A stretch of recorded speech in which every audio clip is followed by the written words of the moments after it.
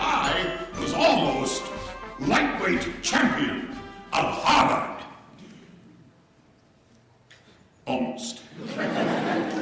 There was one very skinny little fellow who could hit harder and faster than I could. I don't remember, well, it doesn't matter what his name was because he never came to anything in life. But I went on from there.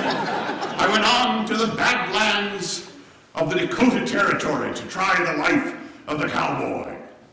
The Badlands. Have any of you been there? Have you? My dear, what did you think of it? I loved it. You loved it. I did too. Wonderful. It was, would you agree with me that it was beautiful without being pretty?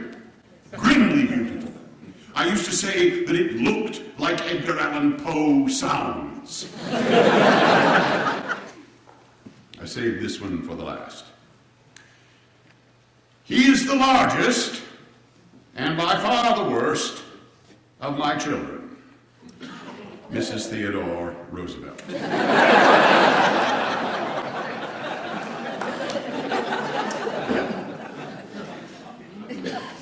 Mrs. Theodore Roosevelt.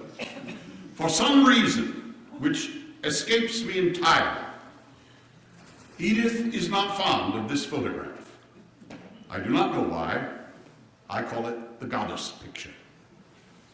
But Mrs. Theodore Roosevelt is, I must say, a great deal nearer to my idea of perfection than I am myself, which she frequently finds occasion to remind me of. Another thing that Edith frequently finds occasion to remind me of is my rather lukewarm support in my political career of women's suffrage, and I wish to say a word or two about that. I admit it. I was a supporter, but I will admit a lukewarm supporter of women's suffrage until I made the acquaintance of women of real and powerful character. Women, if I may appropriate Mark Twain's famous remark about Joan of Arc and Martin Luther, women with souls of asbestos. Women who are able to walk through the fires without being scorched. Women like Jane Addams and Helen Cady Stanton. And then I began to agree more and more with Alexis de Tocqueville, who said all those years ago that the most remarkable thing about America was the quality of her women. I began at the outset this evening by saying that the strength of a nation is based upon the bedrock of the family, and the woman is the bedrock of the family. I believe that the birth pangs have made all men the debtors of all women, and that man has fallen very low indeed who does not recognize something sacred in the names of wife and mother. I believe that no man, not even the soldier who has done his duty in battle, stands on quite the same level as the woman, the wife, and the mother who has done her duty for her family. And by the way, I have mighty little use for the man who is always declaiming in favor of an 8-hour workday for himself but does not mind a 16-hour workday for his wife.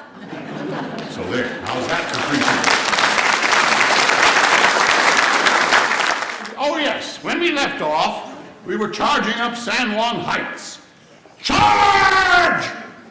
I am very proud of that. I will have you know that that is the shortest political speech in American history.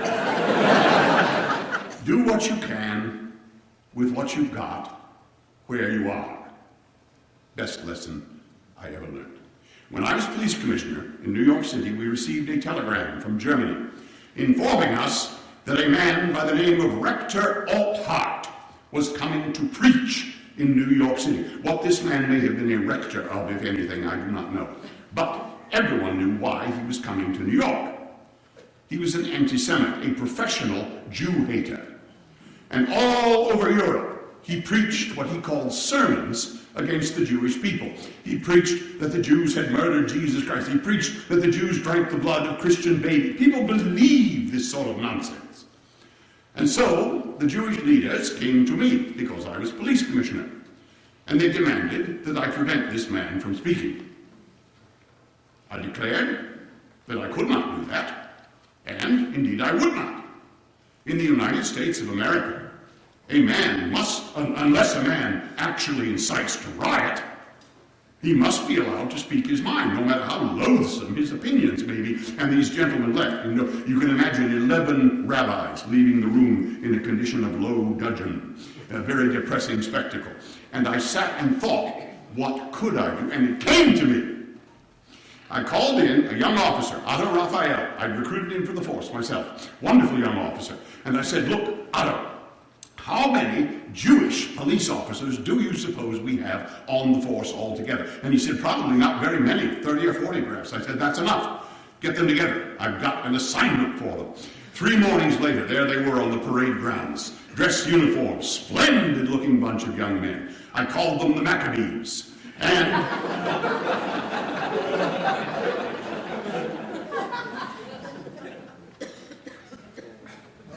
my friends, I cannot tell you what a delight it is to speak to a bunch of people who have read their Bible.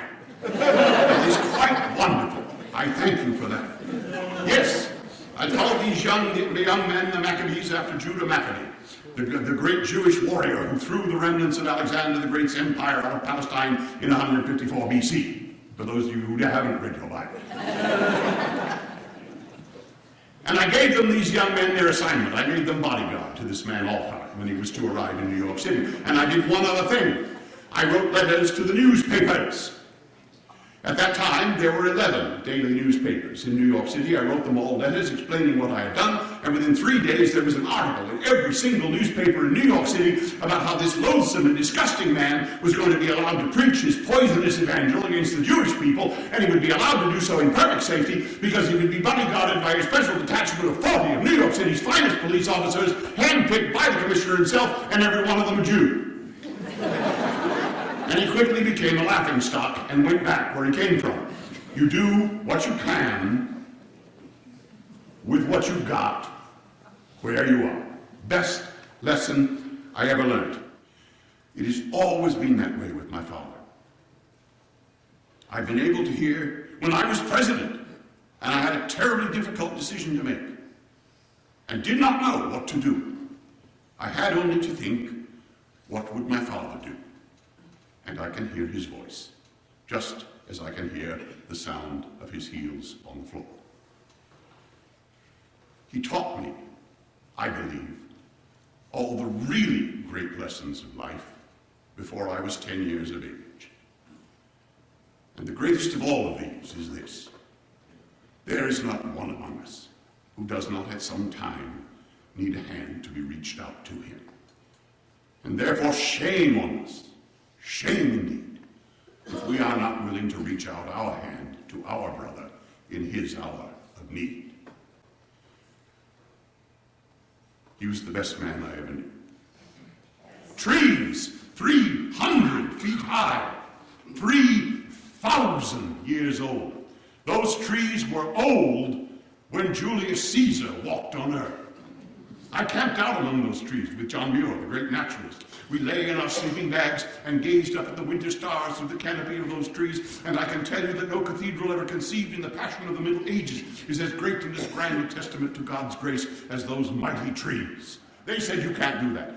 There's no law that gives you the right to create, simply by declaration, a national park. I said there is a law, the Newlands Reclamation Act of 1902, that allows me to create a presidential bird sanctuary. Is there not? They said, well, yes, there is. I said, I hereby declare that the floor of the Grand Canyon is a presidential bird sanctuary. I said, there is a law, the Antiquities Act of 1907, which will allow me to declare a presidential monument. Is there not? They said, well, I suppose that. I said, I hereby declare the walls of the Grand Canyon a presidential monument. Next case, you do what you can with what you've got where you are.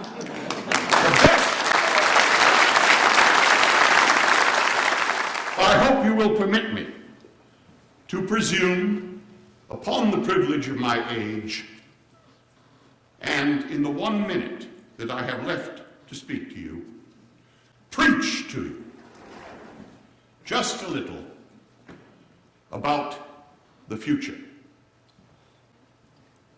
For my friends, I'm gone. My entire generation is gone. If you wish to meet me, you must read a history book. And you, my friends, you are the generation of the here and the now. But there is the future, your children, and their children, and their children, and theirs. Therefore, go to your children and tell them this for me. Love life, do your duty, God bless you.